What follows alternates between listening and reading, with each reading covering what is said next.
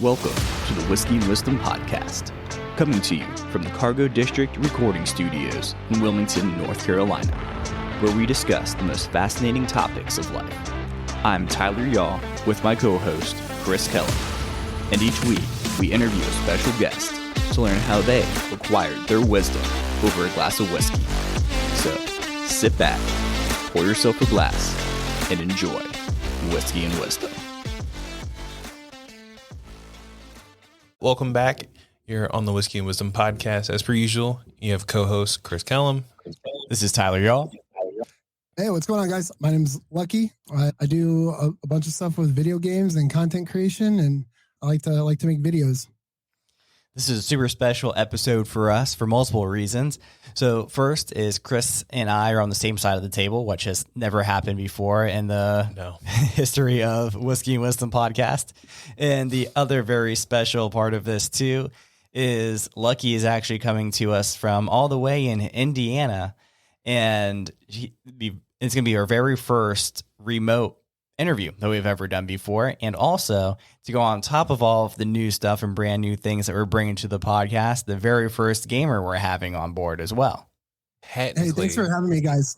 Nice to meet you guys. And it's got to be a little weird for you guys. I didn't know that it was the first time you were on the same side. It's like that couple that goes into the restaurant and sits on the same side of the booth. Like, where do I look? You know what I mean? I don't understand how people do that. I know, me either. Jennifer tried to do that a few times, my wife, and I was like, no, we sit on opposite sides of the table. I don't want to look to my left or right. I want to look straight ahead. It's like one of those things that I used to be a server, but they like it's like weird for everybody because it's like, why are they, you know what I mean? Like, oh no, we got one of those couples that's sitting on the same side of the table. I don't know about this. You take them, you know what I mean? Yeah, I can only imagine too. Be like, okay, it's gonna be an interesting surfing situation here. Reaching over people. But before we get too deep into the conversation, this week we are bringing on something, kind of different. Yeah. We've sipped it way in the past. We didn't really go deep into it. Mm-hmm. It's the Evan Williams 1783. It's their small batch. So it's supposedly extra aged in white oak. It's a 90 proof. Supposedly on the nose, we should be getting our classic charred oak and caramel flavors with light marshmallow, supposedly. Palate, you should get some vanilla, oak, toasted brown sugar, and some caramel swirls. Despite the fact that typically we spend way too much money on whiskey, this is a plastic bottle, so this is actually going to be our least expensive whiskey we've tried. Yeah, this is actually one of the ones that always come up on the best bang for your buck, though. Yeah. Every time I research what's the best way to get the most for your whiskey for the least amount, this Evan Williams is always the one that comes up the most. And believe it or not, is one that gets used quite often as if you go to a very nice cocktail bar that still has a well liquor, this ends up being their well that I've noticed more times than not. Anyway. Cheers. Cheers. Lucky's drinking on some Angry Orchard, which is actually one of my favorite ciders. It's a little bit less classy than what you guys are drinking, but it's refreshing. It's hot out there, so it's good. Yeah. Gosh, I haven't had Angry Orchard in so long. I gotta say, most of the time with whiskey, I'm like hot or cold. Like I'll have it and it'll be really good, or it'll be really awful. And I feel like you really sold me on what you guys are having. Now I want to try it, but usually a plastic bottle would be like a red flag for me. You know what I mean? Like, right. Yeah. I've looked into it, and trust me, there are some really bad plastic bottles, but like Tyler said, this one definitely gets a lot of people like it, and it's not like super expensive. So it's a great thing to throw into your bar at the house. If you're like, well, I don't really drink whiskey, but every once in a while I need like a quick drink because my friends are coming, or like you're throwing a party and need something. Yeah. And it's complex enough too. It was you said Evan Williams 1738. Is that what you said? 83. 1738 is a song. Oh, okay. Yeah, there it is. I just didn't know. You've heard that song. Right there. Maybe. I'm not going to do it because it'll just ruin everyone's day. It'll be stuck in your ear. This will become your least viewed podcast of all time. So right. it's funny. So enough about the whiskey. Lucky, tell us a little bit more about yourself and what you do, why you do it, and kind of how you got involved in the gaming and content creating community. Yeah. So again, I just want to say thanks for having me on here today. I was really excited, looking forward to it, but it's cool to have like a chance to kind of like tell your story a little bit, I guess now I've been doing content creation full time for a little over 5 years. Right now I'm on Twitch and I'm on Kick, kind of go back and forth. I split my days just because Kick is kind of doing a lot for creators as far as like giving us a chance to kind of like monetize our content a little bit better, right? But I also do a lot of stuff on TikTok. I started out, when I first started streaming, I was actually working at like a call center in New Mexico, and I was doing that. And me and my buddies started a like kind of like a hobby shop. We had like comic books and trading cards and video games and stuff like that. So I was doing that, and then also working full time at this call center. And funny, it's really funny to think back like how things started, because one day I used to play. You guys play like what games do you guys play? Well, Tyler plays classic Call of Duty. Yeah, Call of Duty is kind of my staple. Don't worry. Shooter guy, you excited for the new one? What's that? I'm sorry. You excited for the new one? Yeah, so I haven't really touched it for a while, and I saw that new one coming out, and I was like, I might have to get back into it again. Yeah, that's how a lot of people feel. What about you? I'm the big nerd over here. I play League of Legends, and I used to play World of Warcraft, but it destroyed one of my laptops. Oh no. Yeah, League is a tough game. But with Call of Duty shooter guy, right? When I first started, I really only played Halo. I was a huge Halo guy. And so I always make this joke that I didn't own an Xbox. I owned like a Halo machine. Like it was the only game I owned, it was the only game I played. It was like the only game that existed for me. And so I used to play all the time. I was high ranked in my state at one point. I've been to a bunch of events and stuff. And me and my buddies, like we had that hobby shop and everything. And then Twitch started really like growing. This was in 2016. And one of my friends is actually the one who mentioned it. He said, hey, you should like think about like trying out this streaming thing. Like maybe you stream to Twitch and like, you do pretty good.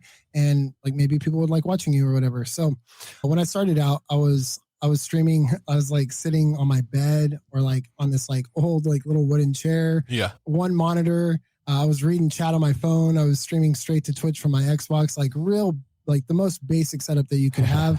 And I did that.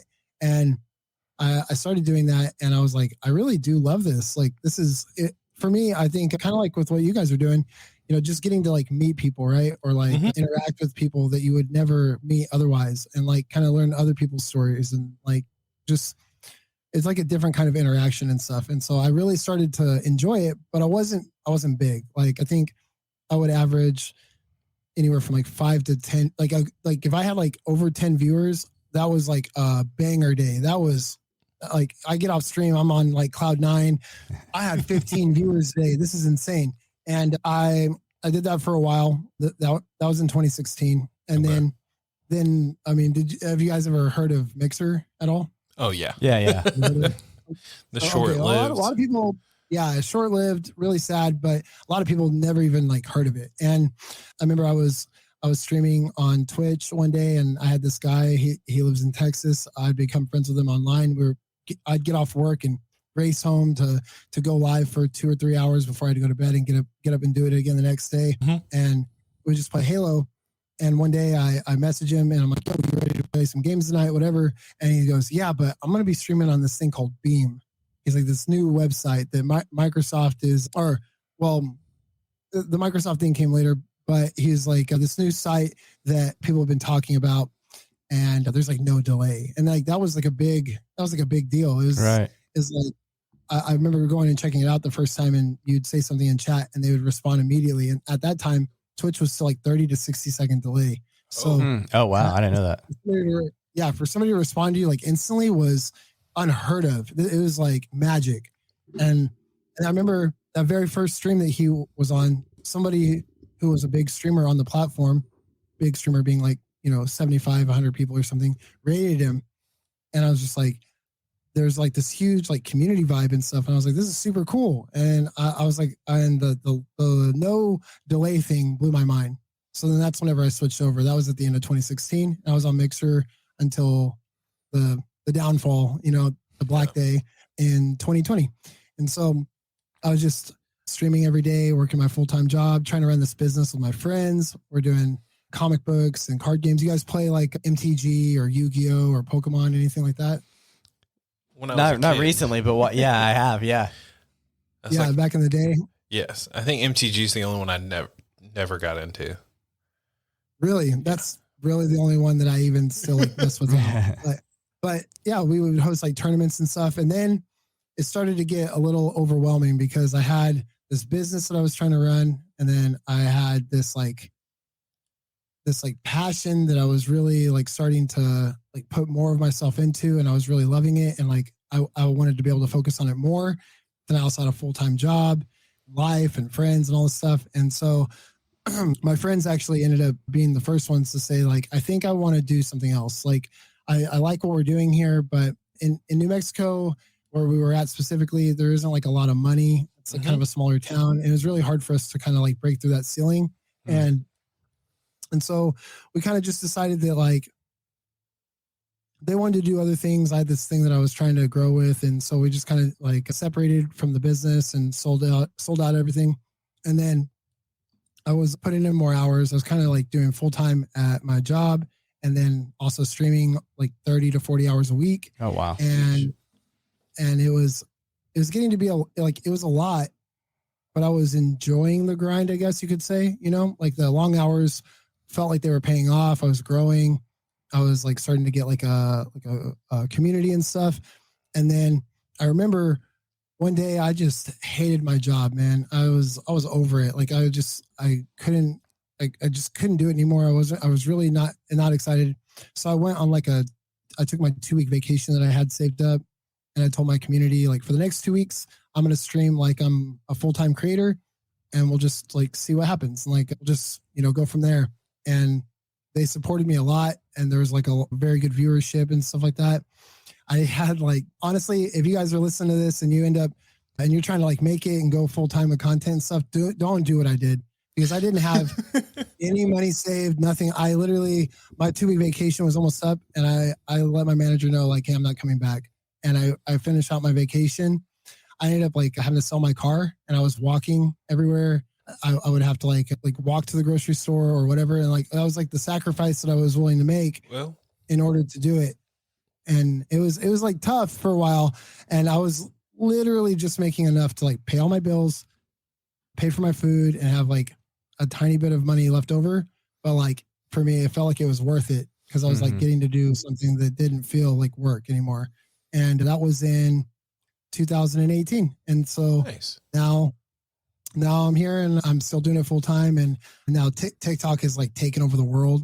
TikTok wasn't even around then. Yeah. So TikTok is honestly like, I think one of the main things that has like made it like possible, really, like the reach and like finding new people and expanding your community and stuff.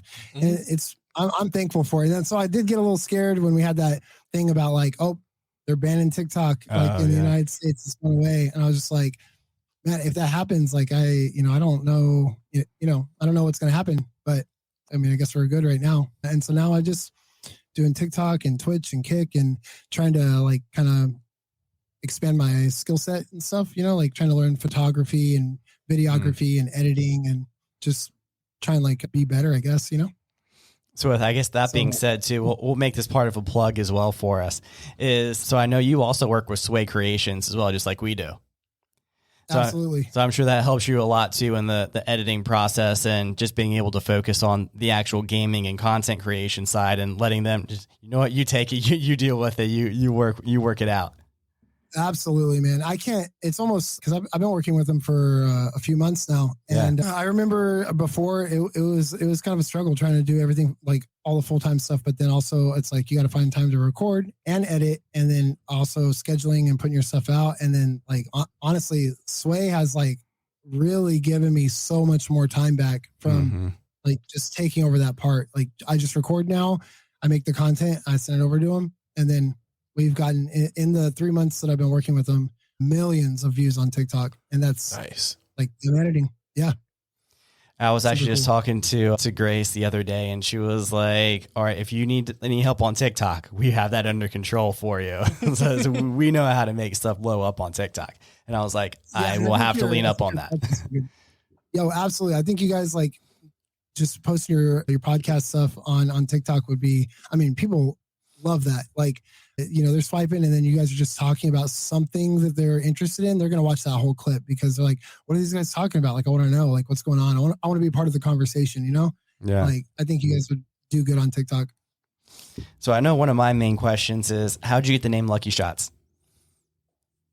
So it used to be, it hasn't always just been LuckyShots, but when I started, like I said, you know, I did a lot of Halo and everything. Mm-hmm. And we would, I mean, if you were playing games back then, you might remember like LANs. Like we would have all of our friends come over. They'd all bring over their TVs and their consoles, and we'd all hook them up to the router. We'd have like in our living room, we'd have somewhere between like 4 and 8 setups in our living room. Yep. Clearing stuff off the counters, and like we're making room for people. We have like a whole room full of these Halo kids, and we're all just playing on LAN all day for like 12 hours. And we're just playing like custom game modes or Team Slayer or whatever, free for all, shoddy snipers. And one of my friends, well, a couple of my friends would say things like, I would hit these like crazy flicks with like the sniper. And like I would always go for sniper. Like that was my gun. Like if I was playing, I'm always going for it. And like most of the time my team would let me get it. And I would get some crazy clips sometimes. And people were just like, I remember, you know, you kind of like talk trash with your boys, like, you know, especially when you're all landing and playing and stuff, you can literally just stand up and like talk crap to the guy sitting right behind you and stuff. And so I just remember there was a lot of times where you just like, bro, there's literally no way he's hitting these on purpose. Like these are just lucky shots. Like he is getting lucky every time. Like there's literally no way he's spinning around and sniping me like that. And he's getting so frustrated. And so when I made my Twitch account, I was like, what's my name going to be? And so I originally it was Lucky Shots All Day was my name. Nice. And then I went to my first like PAX event. You know what PAX is? It's a Penny Arcade Expo. Okay. Yeah. So I went to that, my first one in like, I think in like 2017, and there was a panel, it was like streaming 101. I was still really little and I was like trying to learn, and they had some big creators there. And I remember asking him afterwards, like, you know, my name's Lucky Shots All Day. Like, do you have any, like, what is like some tips or whatever? Just like the stuff that you still see from people now. Yeah. And he's like, first thing you got to do, your name has to be shorter. It's way too long. And he's like, it's so hard to market that. Like Lucky Shots All Day, like that doesn't fit on like a t-shirt. Well, that doesn't like the branding. It's super long. If you tell somebody, oh, come over to my Twitch, it's twitch.tv/Lucky Shots All Day. Like that's so much. He's like, good point. Just do Lucky Shots. And so when I got home, I was like, I'm going to take his advice. I'm just going to do that. And I cut the rest of it off, and then that's it. I've just been Lucky Shots since then. So there's always memes and stuff in chat where it's like, you know, you might say that was a lucky shot. I'm sure. Yeah. Infinite number of memes right there. Yeah, exactly. And so honestly, I guess I'm an idiot for not making some kind of like Lucky Shot compilation of Lucky Shots. I'm probably slipping on that, but yeah, so that's just been my name ever since. Obviously I would love to just get the name Lucky. Like that would be super cool. But to get that on all the socials and stuff is like impossible. I think the Lucky grocery store or something has it on Twitter, and you're never going to get it from them. Yeah.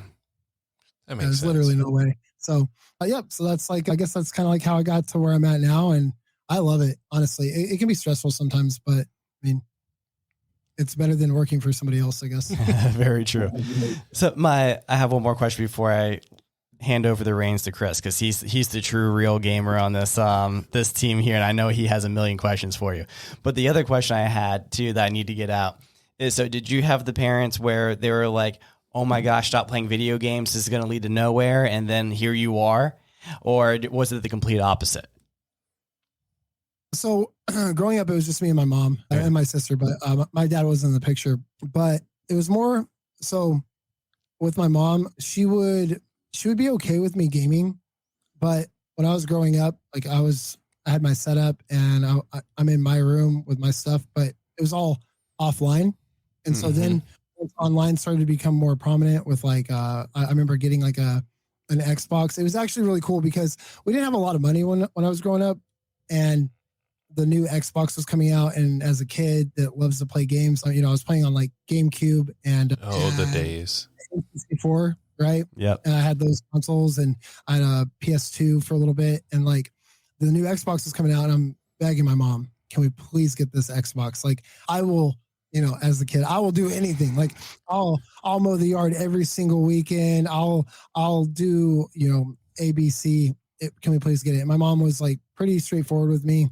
Like, I don't have the money to buy you an Xbox. Like if you want it, you're going to have to go and wash cars and mow yards and do yard work and save up the money yourself if you want to get one. Cause I can't buy that for you.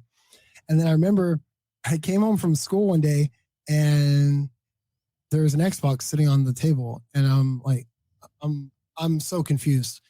And my mom told me that she had gone and got Taco Bell for lunch, and we won the Xbox. No way. What? Like giveaway. They gave one Xbox away at every Taco Bell nationwide, and we won the one for our town. Oh my God. So I remember, like, I think I was so happy I could cry. But I was freaking out. It came with games, 2 controllers, the Xbox. It was nuts.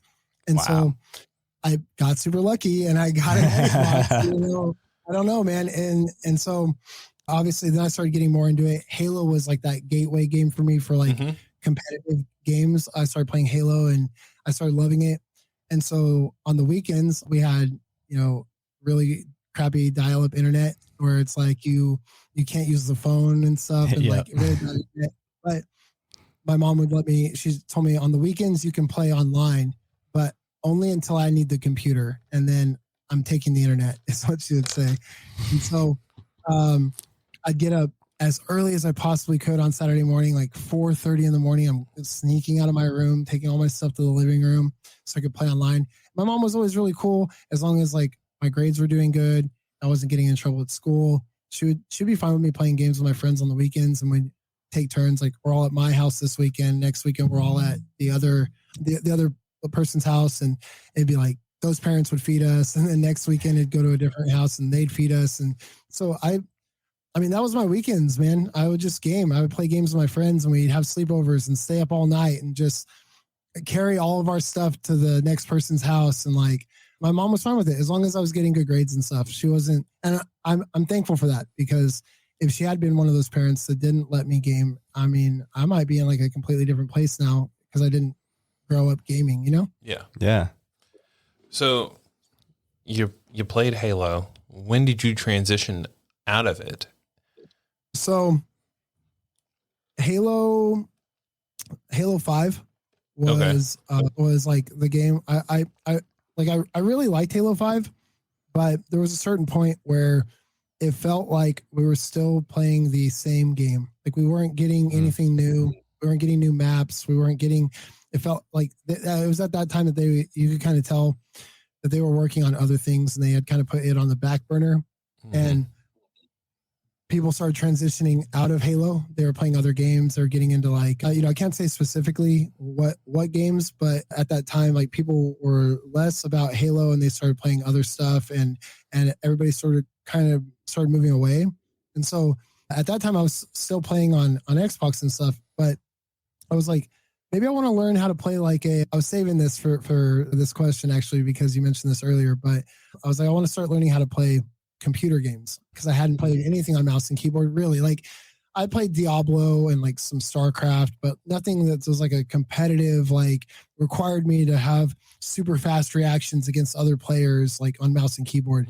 And the game that I learned how to play competitively on mouse and keyboard was actually League of Legends. Yeah, okay. And I played it for a long time. And that was actually the game that kind of took me away from Halo a little bit. And I started playing that, and we would all hang out. And we would play that instead of having our weekend sessions and playing Halo. Now we were all hopping online and we were playing 5-man on League. Yeah. And I was around for a really long time. I think I stopped playing like right after NAR came out. That was like the last time. That was like the last time I played it. I played Vlad top lane, or like I don't know, like at Vayne bottom lane sometimes. But I would play League, and then There's just a day where I was playing and it felt like every single game I was just getting roasted by people being not like I was like losing games, but it was more how toxic the community was on my team. And it was like every game, like I get into another game with a completely different set of people, and every single one of them, it was just terrible people. Like, yeah, super toxic, like so toxic. And when I was over that, and so that's when I was like, well, I want to go back to shooters. What can I like learn how to play on mouse and keyboard? And so the first shooter that I really learned how to play on mouse and keyboard was PUBG. And that's kind of how I got into the battle royale. It was like through PUBG, and I was addicted to that game. I could not stop playing it, and I was playing it on stream. And actually went to. I've been to like every PUBG party that they've had at like E3 or PAX, and like still to this day, I have like this like PUBG. It's like a insulated water bottle, and I use this like every day. It's like they gave us merch, and PUBG was big for me. Like I love that game, and then the cheaters kind of ruined it. Which is how I feel about Warzone.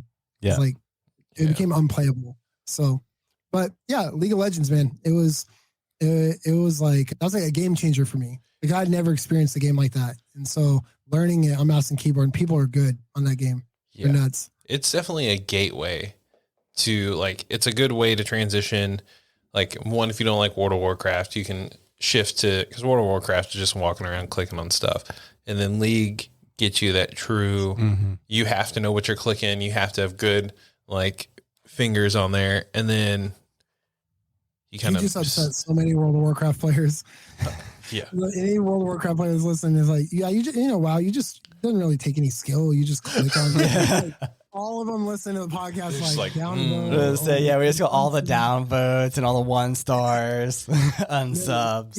Thanks so much, Chris. I mean, with confidence, WoW is just like you're not even doing anything really in that game. So I feel I'm not hating. I actually like WoW. But I got to a point when I was playing where everything was just a macro, and it's like, okay, as long as you have these 3 macros set up, you're good to go. And I'm like, so what am I doing? Just clicking at this person, make sure I rotate through. So, I mean, yes, you do have to have good coordination, and you have to learn a lot of stuff. But it is, to me, it's not a bad game. It's just a stepping stone for a lot of people to other games. I'll say League is absolutely way harder than WoW. Like League is, I mean, you've got it's the timing, the CS, the team fights, the coordination. Like there's a reason why it's like, I think it's still one of the highest paid competitive games. Yes. Like Dota and like League of Legends. So there's a reason for that. It's a hard game. And like I remember I couldn't get past gold when I did play. It's so hard. Yeah, and I'm getting frustrated too because I'm coming from a game where I would literally hit Onyx, immediately, which is like the top rank. Like I would do that consistently, and it wouldn't be a problem. It wasn't like, am I gonna hit Onyx? It's like, how fast can I get to Onyx? And then I go over here. I'm like, I'm gold. I'm trying as hard as I can. I'm gold. Like I don't understand. I'm playing for hours. I'm learning. Like I know I feel like I have so much knowledge, like burned into my brain about League of like abilities and locations and all this stuff, and like it'll just never go away from thousands of hours of freaking playing the game, and then I couldn't even get past gold. It's crazy. So where the majority of my experience comes in for gaming isn't necessarily playing it as much, but as soon as DraftKings adopted betting on gaming is when I really started diving into it more. So League was one that I have bet quite a bit of money on. And then Counter-Strike is another one. And that's actually like a small niche because like everyone's like talking about NFL season coming around the corner, getting ready to get on DraftKings for that. I've been on DraftKings doing gaming drafting teams for years now. And that's been a whole lot of fun. So yeah, Do you win a lot? What's that? Do you win a lot? Oh yeah, I'm probably win like 70% of the time. Dude, that's cool. Yeah, well, that's really cool. I think it's really neat to see that like companies are starting to pick up on that. Like, and you watch like a lot of Counter-Strike and stuff too. Oh yeah, I probably watch more Counter-Strike than anything else right now. That's cool. Yeah, Counter-Strike is one of those games that like if I'm just swiping through TikTok or something, or it like pops up, I'll watch it because like I understand what's happening but I'm like, I don't play the game. So, but then watching the plays is like really exciting. It's kind of how I feel about Valorant. Like, do you watch Valorant stuff? It looks so dope. Yeah, it's exciting to like watch people. They're playing like tournaments and they're in like a 1v3 and then they clutch it up and they win it because you like know what that takes and stuff. And like that's got to be really hyped too when you're betting on somebody. You're like, oh man, this guy has to win this, or like I'm gonna lose money. And then for them to clutch it, that's got to be like a rush. I'm gonna have to start betting on Valorant games. Just like that sounds awesome. Yeah, I just started looking into Valorant a little bit more. I don't have quite the win streak on there as I do Counter-Strike more than anything. But you primarily play Apex, right? Yeah, I do a ton of Apex.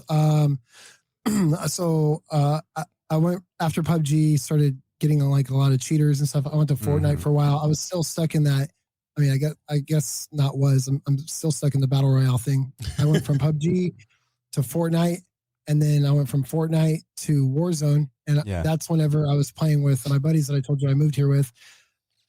We would just play Warzone all day, every day, and then on the weekends when my one friend who wasn't full time, whenever he was on, we'd just be on all weekend, just grinding Warzone, playing it hours and hours and hours, and then the cheaters started to become a problem on Warzone, and that always kills it for me, man. Like on Warzone, it got to the point where it was so bad that you would probably die to a cheater 4 out of 5 games. It would be somebody that was hard aimbotting or they're walling. Like you can just tell because they're watching people through the wall after they kill you. You can see that they're cheating, and the cheaters just killed it for me. And so then I went to Apex, and at first it was kind of rough. That game is pretty hard whenever you first start playing, and then I kind of fell in love with it. And now I have this whole community around Apex, and I guess I'm just waiting for the next battle royale that's going to take its place, I guess. Nice. So is your community so strong that they'll follow you from game to game, or is it kind of like you find that you're finding a new community each time you move to a different game? So I think right now it's like 90% or 95% of my streams are Apex, and I've been enjoying other games off of stream. For a while, I was in especially on Mixer, because they allowed us to like, they kind of did the promotion for your channel for you, because you would go live with like Fortnite or something, and then you would pop up on the Xbox dashboard for everybody that was on Xbox, and they could just find your stream. And so I didn't need to do YouTube. I didn't need to do TikTok. Because I was just getting, I mean, I had like 200,000 followers on Mixer, and I would average anywhere from like 1 to 2 to 300 viewers. And I didn't have to do that. And so it kind of spoiled me. And I could play whatever, and I would get viewers. Then when I came to Twitch, I realized like I literally got babied by a Mixer, because I can't do that here. So now I feel like I'm kind of in like a niche as far as the stream goes. I've stopped streaming as long of hours. I was streaming 8 to 10 like every day, 8 to 10 hours. And now I stream anywhere from like 4 to 6. And then I can actually enjoy other games outside of my niche when I'm off stream. Like I've been playing some Baldur's Gate. My girlfriend and I would play some Diablo. I can play other stuff whenever if there's an echo, I'm sorry. I think somebody was opening up the garage. It kind of echoes a little bit. Now I'm able to enjoy those off genre games when I'm not streaming. If I'm streaming and I play a different game, if it's a shooter, it will carry over pretty well. Like I can like start with Apex and be like, hey guys, we're going to move over to Fortnite. And like some people will leave because there are a lot of people in my community that are just hardcore Apex players. They only watch Apex, they only play Apex. So when you switch, they're like, hey, it's fun playing today, fun hanging out, whatever. I'll see you in the next stream. I'm going to go and find somewhere else to play Apex, whatever. But if I switch to a shooter, people will stay. If I switch to something that's very off brand or off genre, whatever, I do find it that it's like I'm probably going down like a lot with my viewership, because the people who play Apex will still stick around and watch other shooters because they like shooters. But if I switch over to World of Warcraft or League of Legends, I'm not like, most of those people are gonna like, the super hardcore community members will hang out and they'll just be in there all the time. They don't care. But some of the like in the middle community members, they're gonna like go and find more Apex to watch, you know? And then I think it's interesting that you asked me that, because that's something I've been like thinking about recently, is how I want to start transitioning to playing a couple of different games on stream instead of just Apex all the time, and then kind of grow my community in multiple areas. But that's really scary for like a lot of streamers. We'll tell you that that's kind of scary, because if you have like an off stream, it'll make you feel like you are like not growing, even though you're growing a different audience. And then you're worried, like, what if my viewers or my community don't come back because they don't think I'm playing Apex or something? And I think that's something that you have to just kind of come to terms with and like be okay with, like slower streams at first for whatever game you're switching to, and then just slowly build it up like you did with your original content, you know? Right. That makes sense. So I got a couple questions now. One, what do you play when you're on Apex? Like, which character are you using most? So I'm a Bangalore main. That's like my primary legend is Bangalore. There's like a lot of like debate about like mouse and keyboard versus like controller and stuff like that. And then Bangalore kind of disrupts the controller gameplay a little bit because of aim assist and everything. So it's when you're playing on like mouse and keyboard, that doesn't really happen. So it's kind of cool to like have that effect on the lobby sometimes, or like in the team fights. And Bangalore's like a little bit more aggressive with like her passive and stuff. So I really enjoy that character. And it's really just been her, or like I don't know how much Apex you watch, but they recently redid Revenant, and so we got like a whole rework. I did. And now see he's that. really fun. Yeah, he's really fun now. So I've been playing him a little bit this season. I play Bangalore, and then once in a while I'll play Ballistic. But I used to play a lot of Watson and stuff. But man, it feels like, so I host like a lot of like custom lobbies and stuff, and then my community will all come and play. That's what we were doing today before the podcast. Oh, that's cool. People in the lobby. Yeah, it's like doing games with your community, but instead of getting like 2 people in at a time, I'm getting 58, 59 people. And so we all just hang out, we play customs, and I do like a little bit of like shoutcasting and stuff like that. But it seems like Horizon is everywhere. Horizon, like, it seems like everybody's just playing Horizon when we're in customs. Like, every team has one. They're everywhere. Just driving me crazy, man. They're everywhere. You do play sometimes, or like, who do you play? So I just watch. Doing mouse and keyboard, like first person shooters, is not my thing, just because I'm just coordinated enough, but not good enough to sit there and like actually do anything productive for my team. So I'll just watch. That's cool though. I mean, like, that's kind of like with the Valorant thing. Like I was saying, like, I don't even play Valorant, but if I'm swiping through like TikTok or something and something pops up, like an ace or something, I'll watch it, because I'm like, this is exciting. This is fun to watch, and I can't do this, so I enjoy watching like the pros play and stuff. It's cool. I like it. So because we've talked a little bit about your games that you're playing and kind of like transitioning to do Kick and Twitch and kind of growing your channel, what does success look like for you? So do you mean like, how do I feel that I'm succeeding right now, or what would success in the future look like? Success in the future. I think for me, I want to continue to like grow the community and everything that I have, and keep doing Apex as long as it's relevant and fun and still having a good time. But for me, I think success would be kind of like what you were talking about earlier, the ability to swap to any game and be one of those variety streamers that can switch to any game on any day.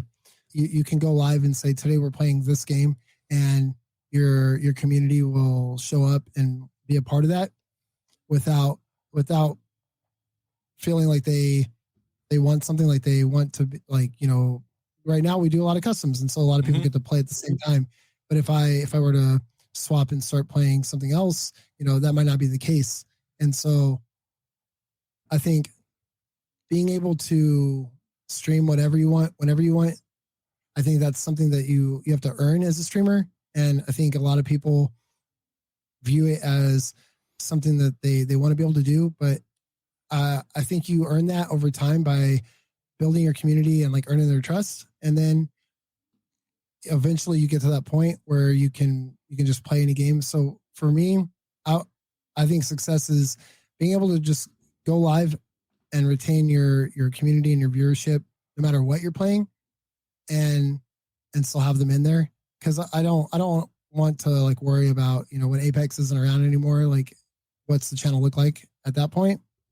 But I also want to start really putting in some work on like YouTube, and I want to try, even if it doesn't start until you know, after TwitchCon in October or something, like it starts at the end of the year. I really want to try to like set my sights on, you know, 50K on YouTube next year or something like that. Nice. And really start to dive into long form content and like just get to a point where it feels like I'm making an impact on like different platforms and not just like live stream Apex. Like I want to like impact and like help make people's days better on all the platforms, regardless of the game. And obviously still make money to be able to do that, you know, so I don't have to like stop streaming or something. Right. So I have two more questions definitely for you. And so the first question I would have is, I have a couple friends that are kind of in that spot that you talked about way back in the beginning, where getting between 5 to 15 views getting onto Twitch. So if you were to give them one or two pointers or tips to grow the community that they have, what would that be? I think this is like it's a really good question, but I don't think the answer is what a lot of people want to hear. They want you to ask that question, and then they want me to give some magic, right? Some super top secret partner response that's going to solve everything tomorrow. And I think the truth is, to grow, especially on Twitch right now, the trick to growing is to streaming less. And it sounds super like counterintuitive, because a lot of these people who are stuck in the 5 to 10 range, they're probably doing what I did, where they have their full-time job and they have families and friends and things that people want them to go and do on the weekends. And then they're like, okay, I can stream these 5 days, and on these 3 days, I can stream for like 3 hours. And on these 2 days on my weekend, I can stream for 8 hours each day. Okay, cool. Now I'm getting in like almost 30 hours for the week. Okay, that's a super solid schedule. And it sounds like a good schedule because you're streaming more. But if more, especially with the way like Twitch is different than it used to be. Before, if you just streamed all day, every day, you probably would grow. And like you would eventually like just start pulling people in because less people streamed. But since COVID, a lot of people picked it up because it was all they could do is stream or watch streams or be at home. And so now tons of people stream. There's a bunch of people who stream to 1 to 5 viewers, which is fine. Like we all started at 0. I started at 0. And they think that they saw all these other people who just streamed 50, 60, 70 hours a week, whatever, and they grew. They're like, that's what I got to do. I got to do as close to that as possible. And I think right now, if I was starting brand new, truthfully, I probably wouldn't stream on Twitch. If I was brand new and I was starting up, I would probably stream. I'd probably multi-stream to Kick and YouTube at the same time. Or I would stream to Kick, YouTube, and Twitch and not take Twitch's affiliate program and not take subs there at all. That way you could expand your reach. But if you were just going to pick one platform and you wanted it to be Twitch, then I think you pick 3 or 4 days out of the week. You stream for 3 to 4 hours on each of those days. And then whatever time is left, like if like the example I gave earlier, 2 8s and 3 3s, instead make it 4 or like 3 3s and a 4. And then all that other time that you have, you just take that and you record content. You make videos on TikTok. You make content on YouTube. You figure out something that's niche within your series, or like a series within your niche. That's what I meant. And you figure out, okay, what's something I could do that I can make 10 videos about for this game that I really love? Like, you know, say you love Valorant, right? What's something I could do that, like, I know Valorant like the back of my hand. I fucking play it all the time. I'm nuts at this game. What can I do? Well, instead of streaming high level ranked to 5 viewers, what if you started a series that was top 5 tricks for X character on X map in ranked. Okay, so now I have episode 1. Now I'm going to do the exact same thing with that same character because I made that character, and I'm going to give you 5 tips with this character on this other map. Now you have 2 videos. You have in-depth videos that you can do for YouTube that are long, and then you can chop it up into clips and you can make it TikTok content. And then you start growing, and then now you have 5,000 people that follow you on TikTok, and you can go live on TikTok. So then you go live on TikTok. You say, hey guys, like I'm what is it? Radiant. I'm Radiant on Valorant, right? I'm live on Twitch right now. You guys should come and hang out with me. They leave TikTok. They come over to your Twitch. Now you're streaming to 20 or 30 people because you stopped streaming to 5 people and you started making content that people cared about on TikTok. And now they actually care. Like, that's the thing, is like people think that they go live for a long time, and then they're streaming to 5 people. They're like, I'm gonna stream for a long time, and eventually I'm gonna blow up. But like, A, you're not gonna blow up because people don't know you exist, and B, you're not gonna blow up because right now, truthfully, people don't care about you. You haven't given them a reason to care about you over, why should I watch you instead of Shroud? Like, I'll just go watch Shroud play Valorant. Give me a reason to care about you over Shroud. You start making content. They start liking what you're doing. They like your jokes in your videos, or they like your personality. Like, hey, I kind of like this dude. Then, they're swiping through TikTok. They watch your video. They like it. The next time they swipe, he's live right now. They click on the live. They come check you out. They like your vibe. Now you have somebody who comes back every day. Like, you have to give people a reason to care that you're live streaming. Truthfully, everybody's live streaming. Like, what makes you unique? So, like, back to it. If you're streaming to 5 viewers, you might, like, truthfully, you might be streaming too much. Like, you just need to stream less. That's genius. Yeah. To your point too, there's some people out there that they wanted that like magic bullet overnight, but guess what? That doesn't exist. So the exact game plan that you gave, if someone really wants to grow, if you follow that game plan, I find it very hard to believe that you won't grow by following that game plan. That's fantastic. Thank you so much for sharing that. Yeah, man, absolutely.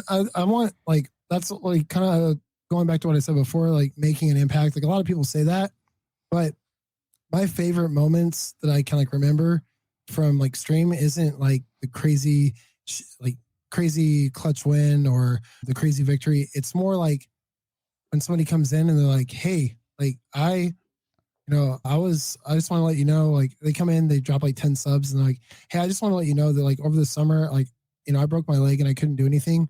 I don't really talk in your chat, but your streams like helped me get through that. Wow.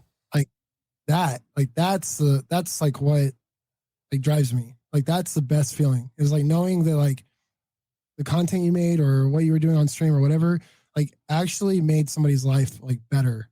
Cause they might not have anybody, right? Like maybe they live alone, their friends moved away, like, and so like your stream actually like made their life better by like being there every day, Yeah. Like that's what it's about. That's really cool. So I guess we are coming up on an hour, pretty darn close here now. So my last question for you would be, if you could tell your younger self one thing, what would it be? I don't know if anybody's asked me that. I could tell my younger self anything. I think it would be like completely unrelated to games. I think it would be like really value the time you have with your family and your friends, because you never really know when it might be that last moment or that last time with your family or friends. Like, I think when you're younger, things are going by really fast, and time is going by really fast. You're really excited for summer, then you're really excited for winter break, and then you're excited for vacation and the next game, and like things are going really fast. And then like next thing you know, you're all grown up, and like friends and family like pass away, and like can never really go back and get that time. So I think valuing your time, even though as a kid you're like, man, I don't want to go do this family get together thing, right? But later you may not have the option to, and you take advantage of that. So I think you should value that. I love that. I don't think we've ever had that answer before. No. That's fantastic. Thank you. I actually wanted to ask you guys a question. Yeah. I like what you asked me is I want to know from your point of view, what does success look like for you guys?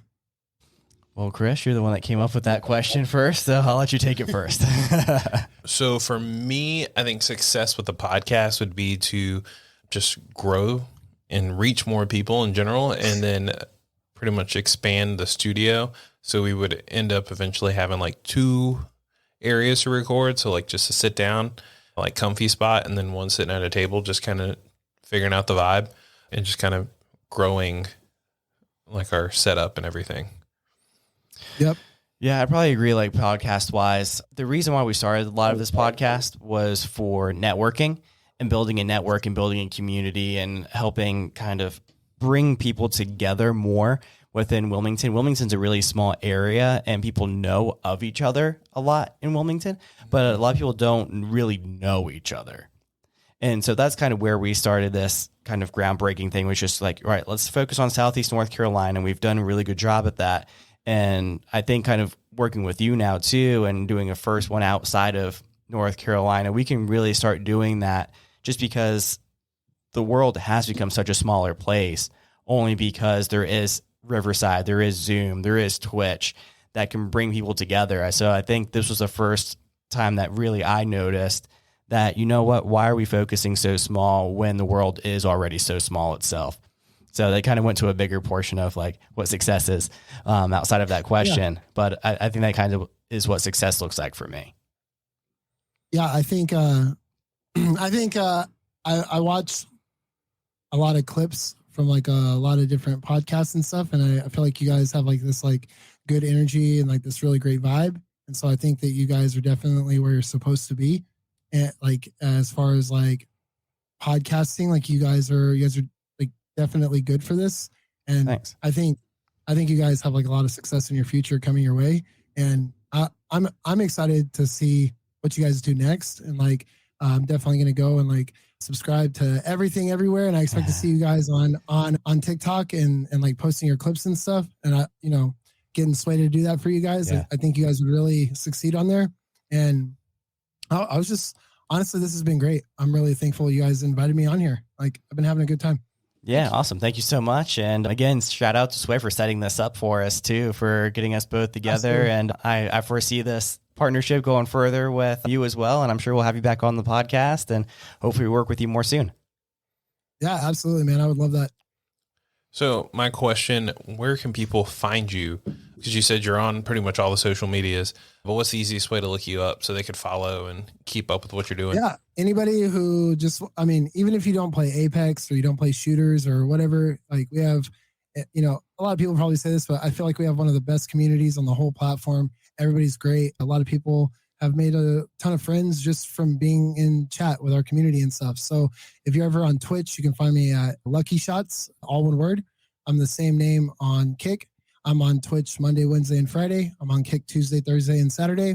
And then Twitter, LuckyShots MIX. I just haven't changed it from the whole mixer thing. I was just like kind of left it as a meme for a little bit. And now I feel like it's been too long. So once at LuckyShots becomes available on Twitter, I'll try and snag it up. But until then, yep, LuckyShots MIX.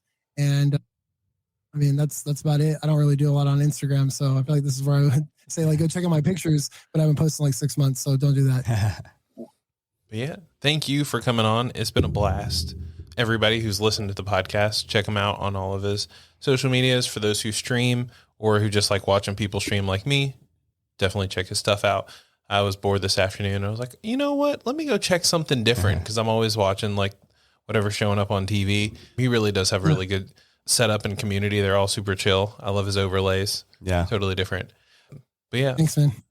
Definitely. If you're listening to our podcast, leave us a 5-star review on all the things. Instagram, follow us. We post pretty much weekly, if not daily. Close to daily. Pretty much because Tyler's always posting something and Sway is helping us post more stuff. So yeah, 5-star reviews definitely help us out. Like, comment, share, subscribe, and hopefully we'll see you guys in the next one. Thank you so much again, Lucky, and we'll sure see you soon. Awesome. Yeah, absolutely. Thanks for having me, man. Yes, thanks. Cheers. Cheers.